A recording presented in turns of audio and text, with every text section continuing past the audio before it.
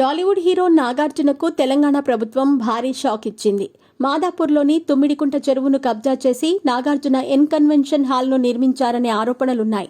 ప్రభుత్వం ప్రత్యేకంగా ఏర్పాటు చేసిన హైడ్రాకు ఈ నిర్మాణంపైన ఫిర్యాదులు వచ్చాయి.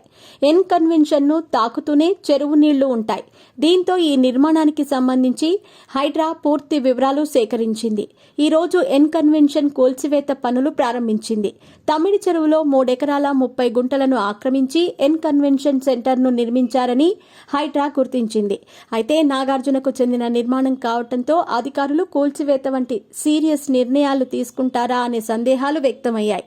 అయితే రాజకీయ నాయకులు, సెలబ్రిటీలు ఎవ్వరినీ వదిలిపెట్టేది లేదని హైడ్రా కమిషనర్ ఏవి రంగనాథన్ స్పష్టం చేశారు. నాగార్జున కన్వెన్షన్ కూల్చివేయటంపై నెటిజన్లు పలు రకాలుగా స్పందిస్తున్నారు. ముఖ్యంగా సమంత అభిమానులైతే ఓ రేంజ్లో రియాక్ట్ అవుతున్నారు. శోభితా ధూళిపాళ, అక్కినేని ఫ్యామిలీలో అడుగుపెట్టిన వేళ విశేషం.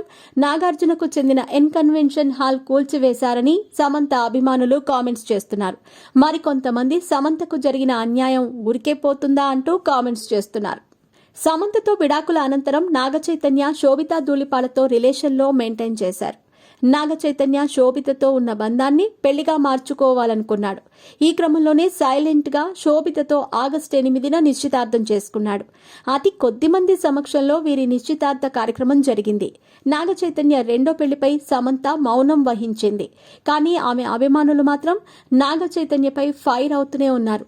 నాగచైతన్య, శోభితా ధూళిపాళ్ల నిశ్చితార్థంపై సమంత అభిమానులు ఆగ్రహం వ్యక్తం చేస్తున్నారు. వైవాహిక జీవితంలో సమంత కరెక్ట్గానే ఉందని, నాగచైతన్య అలా ఉండలేకపోయాడని ఆమె అభిమానులు ఆగ్రహం వ్యక్తం చేస్తున్నారు.